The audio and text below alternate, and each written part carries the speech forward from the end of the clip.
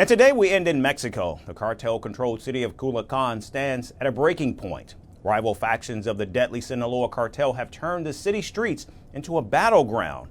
And residents are now begging for salvation, even if it comes from beyond their borders. Many have pinned their hopes on President Donald Trump to wage war on the cartels and finish the reign of drug lords. But can an outside force rescue a city so deeply entangled in cartel control?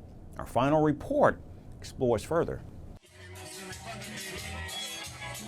Culiacan was once a place of vibrant life.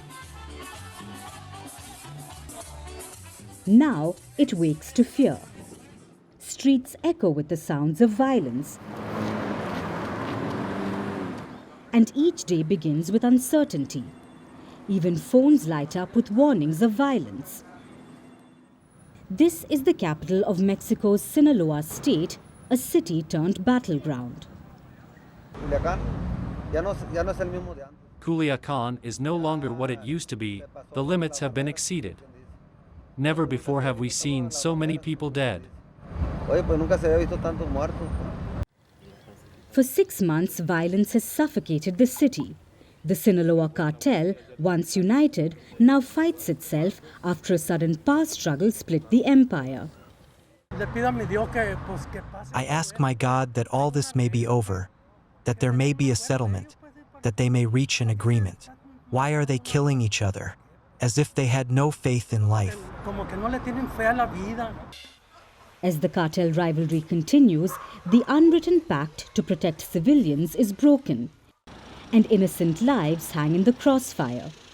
More than 900 killings since September tell the story.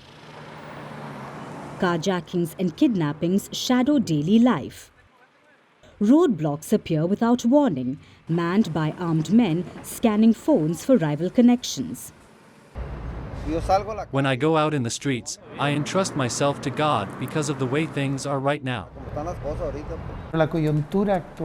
The current situation of high impact was triggered by the United States on July 25th, when one of the leaders of the criminal groups in Sinaloa was taken away.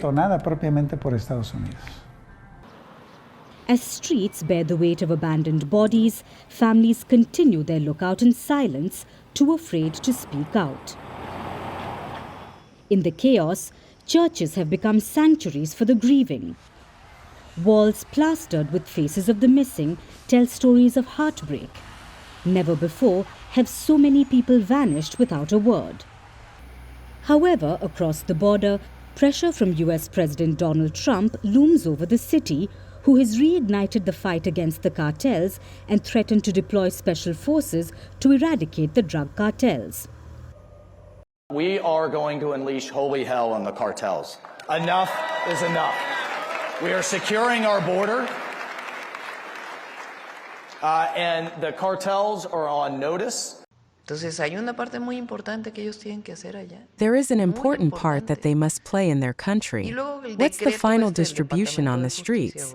Aren't there cartels there? Or organized crime? We collaborate, coordinate, we meet and work together. But we will always defend our sovereignty. Just last week, Mexico extradited 29 alleged drug cartel members to the United States, including high-profile gang leaders. The move, considered to be one of the biggest extraditions in Mexico's history, was seen as a major step in bilateral security relations between the two countries. And today, after President Trump declared to go forward with 25% tariffs on goods imported from Canada and Mexico into the United States, it remains to be seen what President Claudia Sheinbaum's Plan B, C, and D will be. Since Trump's tariff threats on Mexico, security forces in the country have tightened the crackdown. In December alone, over a ton of fentanyl was seized.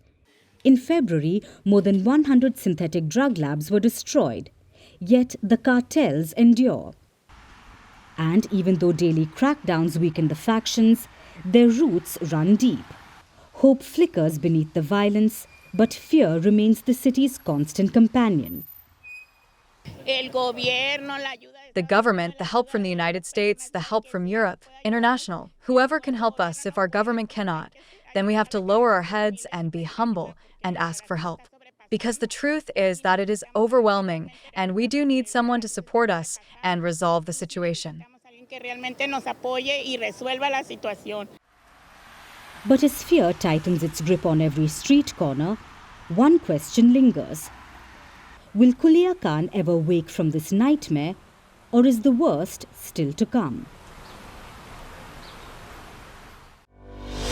Merci beaucoup. Hi, how are you? Very well, thank you. Thank you for being here. Namaste, Mr. President. Bharat Kelogan, Komeri Namaste. How many people generally follow you in interviews? Typically in a month, we have viewers up to 150 million. That's more than twice the population of France.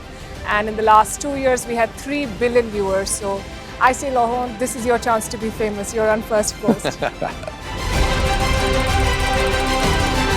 One word to describe your equation with Prime Minister Modi. Amitié. As India and France work together, are you creating a new era of non-alignment in the technology space? India is a training superpower. 1 million engineers a year, more than all of Europe and the US combined. So we have that partnership.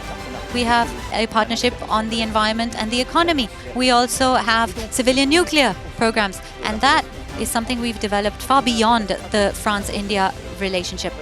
So we want to work together on AI. And then comes China with its DeepSeek, creating models at a fraction of the cost. Did that innovation take you by surprise? Did that breakthrough make you sit up and think, what did the Chinese do and how? But what did DeepSeek do? They took everything that was already available from the last AI model, and then they recalibrated it. So are you going to ban Chinese AI in France? So we don't have this American approach of banning tech because of where it comes from.